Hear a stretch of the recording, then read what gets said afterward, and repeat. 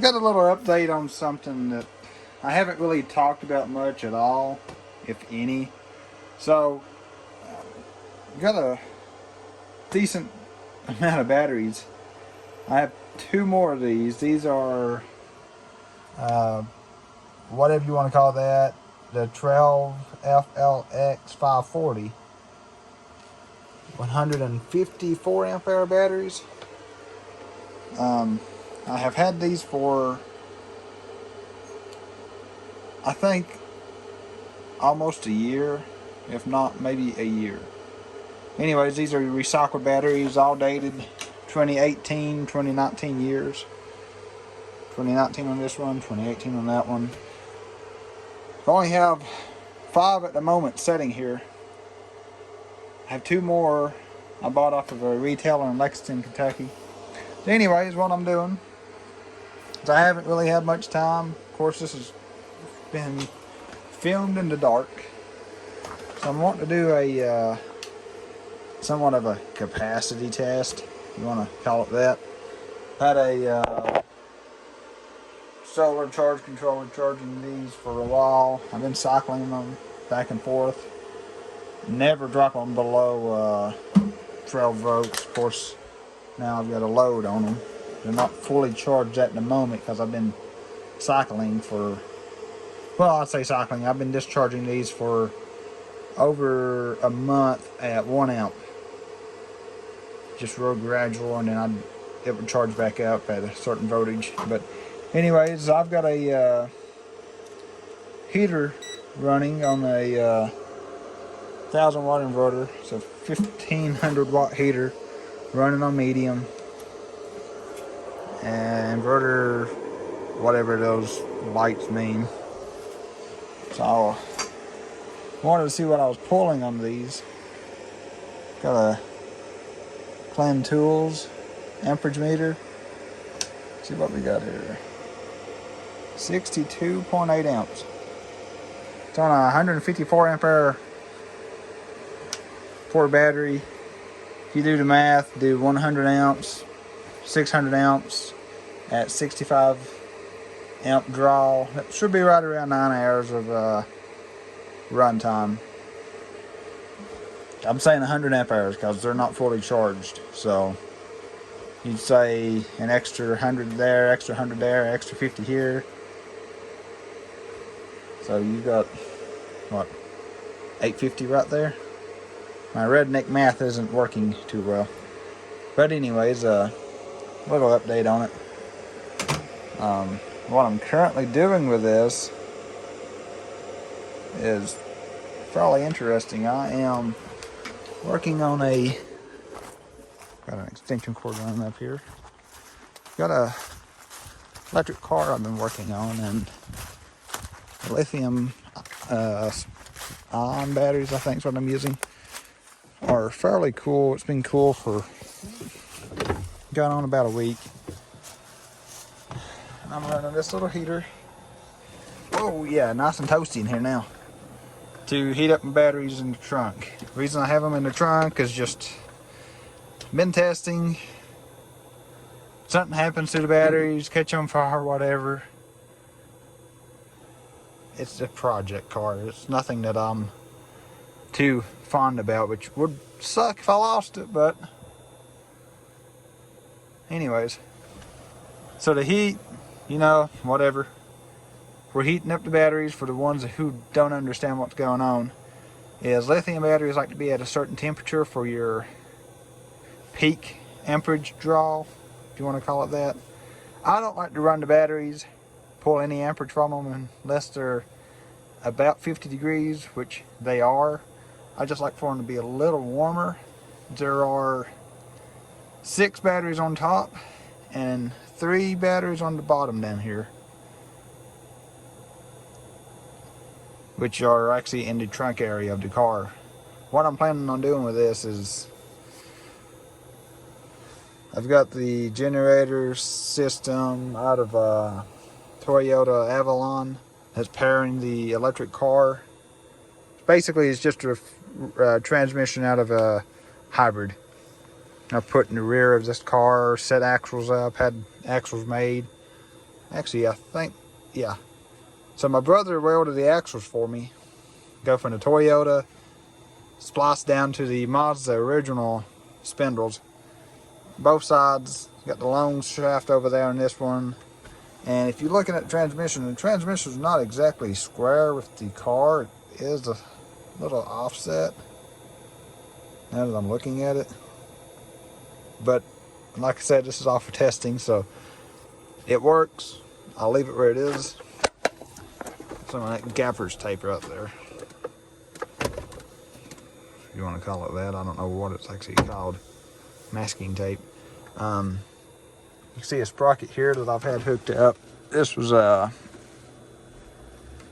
several months ago.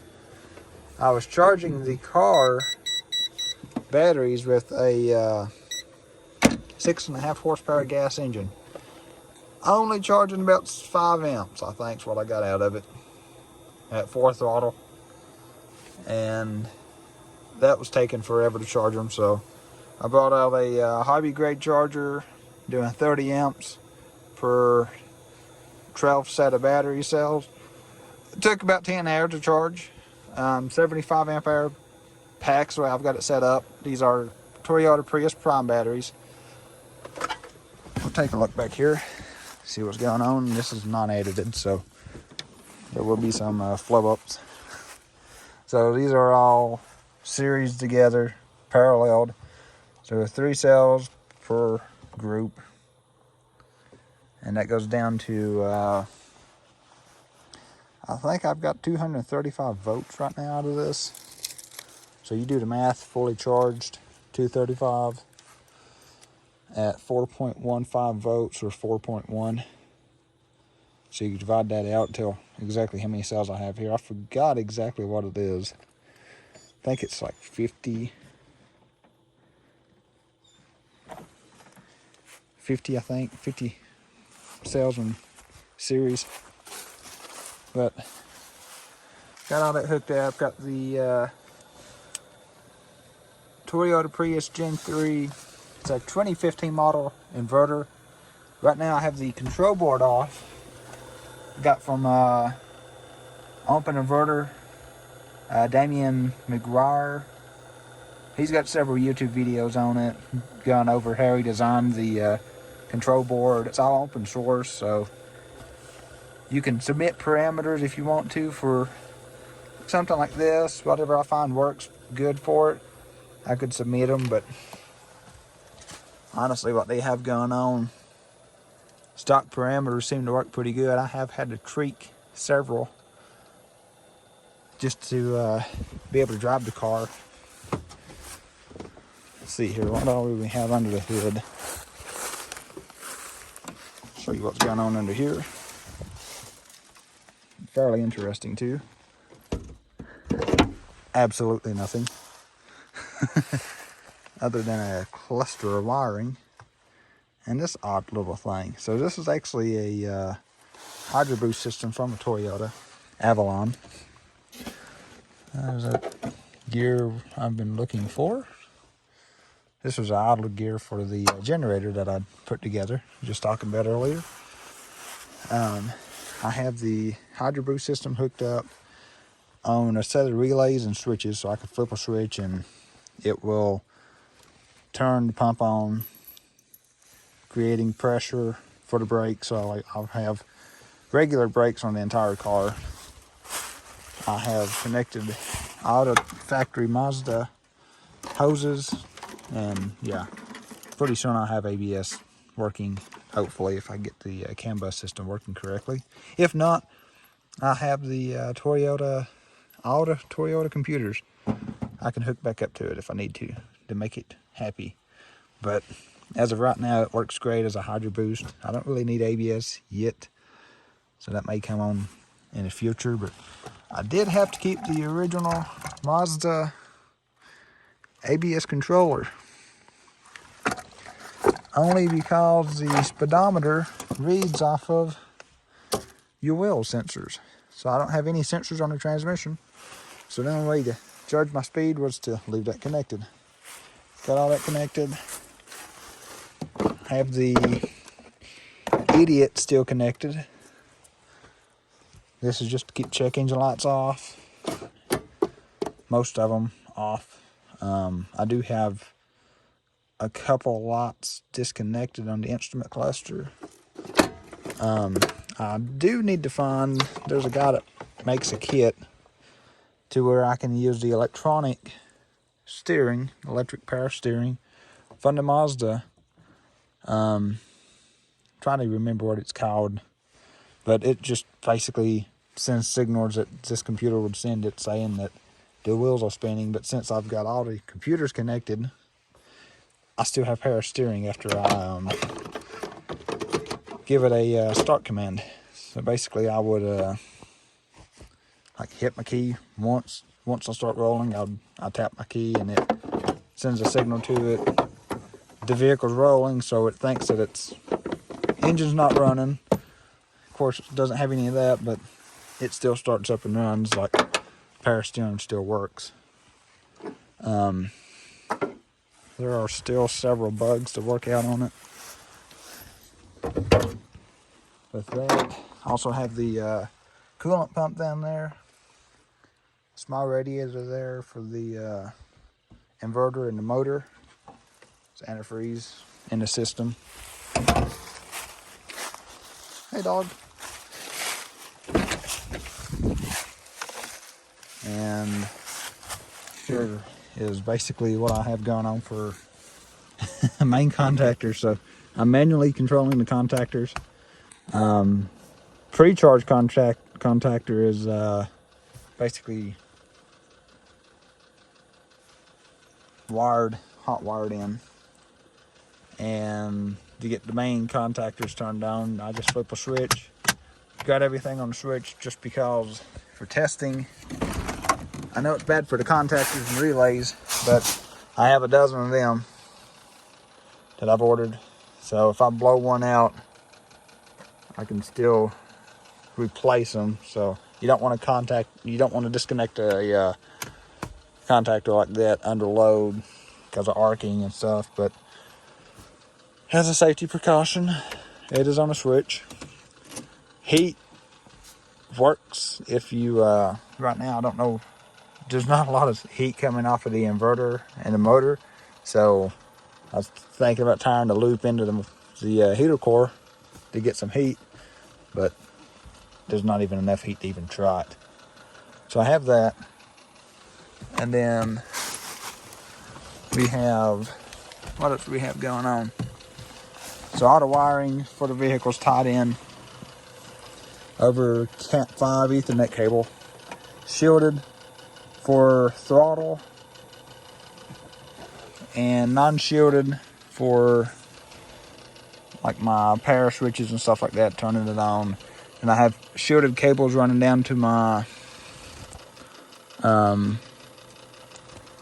sensors for the MG1 and the MG2, the resolver sensors that tells the controller what position the motor's at when you're running. And that is about it. So we've got pretty good heat coming out of here. I'm going to leave this for probably about 6 hours, heat up the batteries, come back out here, finish putting the inverter back together. I poured the boards out, bought 2 other boards. I have 3. I've got the first, the V1C board, which controls a single motor, and bulk boost for, if I'm saying that correct, for charging. If I wanted to charge it with AC power, I could do it, or I may actually hook an engine back up to that generator side on this and charge it like that, just feeding back into the inverter. I bought the dual motor controller for a project later on, and I bought the V1D controller that is modified, newer version. I think, don't get me wrong on that, but it's same as the first V1C that controls the single motor, but it has everything already programmed, ready to go. I just had to solder on my own connectors. It may be used pretty soon. I don't know yet. It just depends on how I feel about it later on. So as of right now, heating the batteries up just to get them up to I like to have 60 degrees on the batteries because I'm planning on charging them tomorrow. Then after I get all this connected together, make sure it still works, which I have reflashed the control board, so I have to save my parameters and everything's already been saved, all the settings and stuff for the controller, throttle. I have to redo all that, but that's easy. Just for all the ump and inverter guys, I have no plans as of right now, to move the batteries. I did want to put them under the hood just to get more weight off the rear end of the car. Each pack I think weighs about 30 pounds, so you times up by 9. Give you an idea of how much weight I got back here.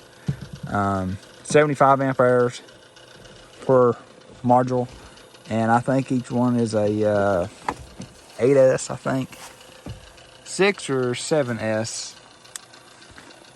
Each module holds 19 cells, so 19 divided by 3 will give you the answer. I'm not going to give you the answer. You got a calculator. Anyways, let's get away from all this stuff. So, got a mess of wiring here that will be cleaned up. This car is a test. I'm going to end up buying a Tesla powertrain for the car after all this stuff's done. Buying more batteries, seeing what I can get out of it, and hopefully got a Prius setting up here that I plan on using the, apologize for this, non-steady cam. I plan on using the engine out of that for possibly hybrid systems for this car. So getting the full hybrid electric RX8. Yes, it's dirty. I mean, this is project car made in basically dirt. I have nowhere I could use to stay clean with it, but this is what it is. So, if anyone's curious about it, leave me a comment. If you want to know more about it, let me know. I will try to answer anything I need to. Yeah, so we've got it's a 6 group module. So 6 cells in series on each one of these. Alright, that is it. Subscribe. And please give me a hand on this. More views, the better.